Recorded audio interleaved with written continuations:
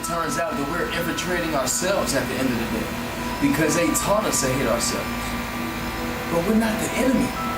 It's not about me no more. It's not about you no more. It's about building a future for our community. But until we come to the root of the problem, because the cops, they just as crooked as the niggas. They just as crooked as us. But little do they know, we're not all have the same mindset. We're uprising. Just like you said, the time living on the scripture, 400 years.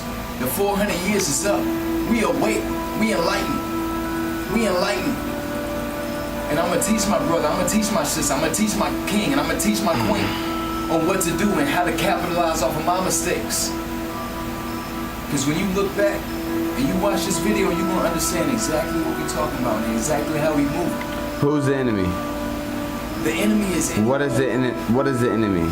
I would say that the enemy is someone who imposes his power in a position not to empower those who are without, but to empower those who had something from the very beginning because they capitalized off of us. So I can answer your question without even showing you who the enemy is, so you can sit back and think, damn, I know exactly what he's talking about. Because they know what they're doing. And they see us out here. And what do? They give us a hard time when we try. They give us a hard time when we don't try. So it's either lose or lose. I'm trying to show you can win. So what's the solution? The solution, it got to start with us. It got to start with the community, person by person. And once you spark that flame, it's gonna catch. But you got to be willing to make that change. You got to be willing to look within inside yourself and correct your flaws. That way you can empower your brother, or you can empower your sister to do right and not to make the same mistakes that you made. Are white people the devil? Not all. I won't say all. But I will say there are some that capitalize off of our sweat of our back and they're still capitalizing. I will say that a certain race has a privilege and we have a misadvantage. I will say that. Just in America? No, of course not. Of course not just in America. Of course not. Because if you look at the motherland, you look at Africa, they try to tell you the whole continent is destitute. They try to tell you the whole continent is without, and we have more resources than the whole world. Do you think that God himself, the creator of all things and seen and unseen, made a mistake by placing or putting black people in what you call the motherland, Africa, and with all those wealth and resources? I wouldn't say it's a mistake. I would say it's divine timing. We were there for a purpose, and now we're here for a purpose, to take what's ours. All right. So what do you have to say about, since we're talking about the motherland, 95% of Africa is owned by people who aren't African. It's all capitalism. It's all greed. But when you hit them where it counts, when you hit them with the money source, that's where you truly start to win.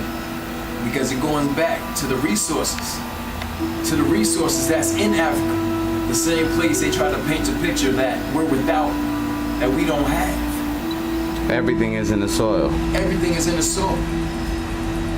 I know about 4, 5, 6, 7 different brothers that will tell you back in Africa, they would kick diamonds around like soccer balls.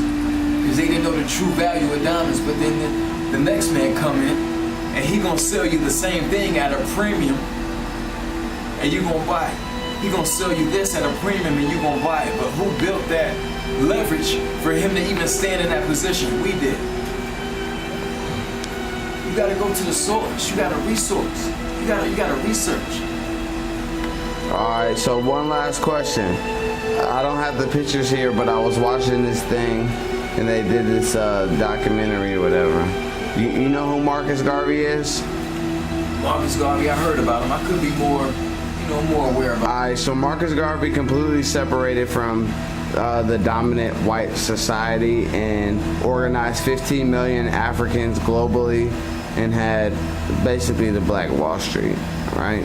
So you hear the Black Wall Street, 600 businesses, 21 restaurants, Black Wall Street, all the churches, all those things, right? Charlotte, So, North Carolina. so Black Wall Street, all right, so Marcus Garvey,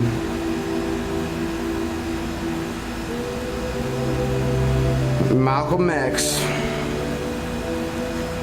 or Jesus Christ,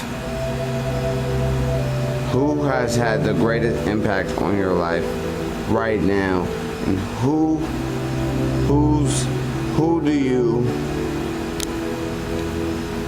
hold dearest to your heart? I mean, I'm gonna answer first and foremost. I'm a man of faith, so it gotta be my faith, which is rooted in the Bible, which is rooted in Jesus Christ. No man can come to the Father but by me, and that's Jesus. But second of all, I didn't start learning my history through. I mean, it's sad to say, but I didn't start learning through Malcolm X or Martin Luther King or Marcus or even, I would even go on a limb and say Muhammad. But through Tupac. We will always have a message where it's stop and listen. You know, listen to what is said and hold that person accountable. And that's what I always went back and did. So based on your research, what do you trust the most out of everything?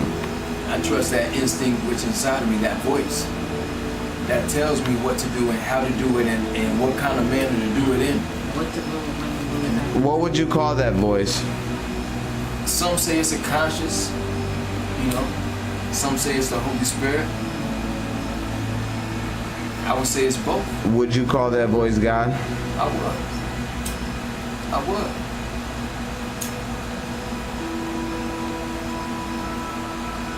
How much, if any, separation do you feel from God?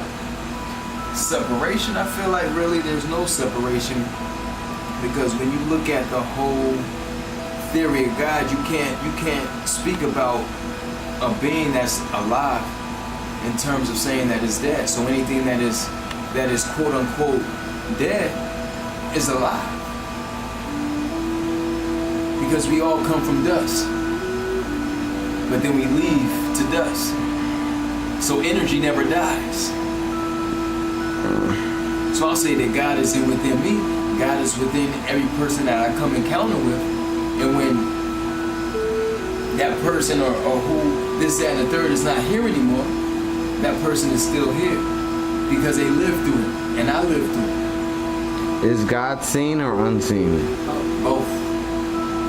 I would say both, because I see him in you, and I also see him in the nature outside. I also hear him. I feel him. Do you have anything else for the people? I would say to always do what you believe in and always go with your instinct.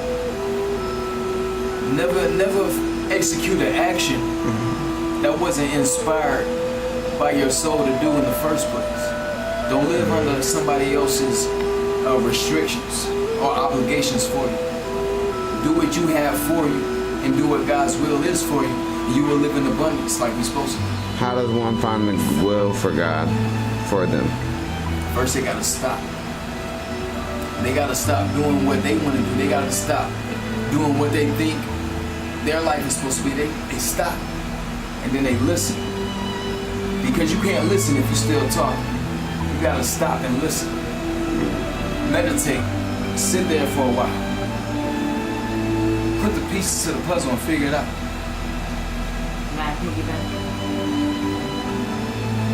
Get into your word. And when you pray, because you think about it, people think of prayer, they just think about prayer is like a one-way communication.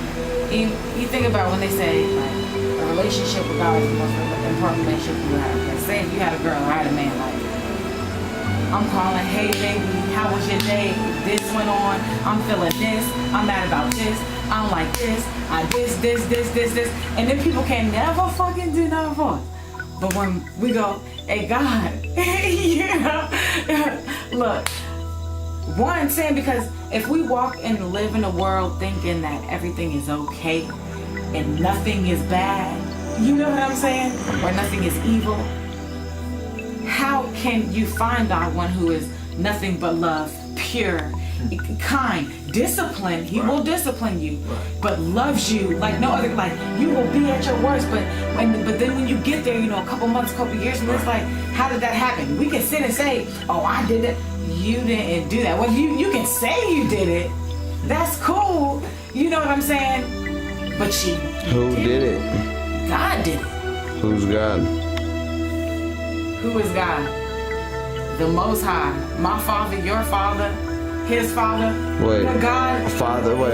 Jesus Father.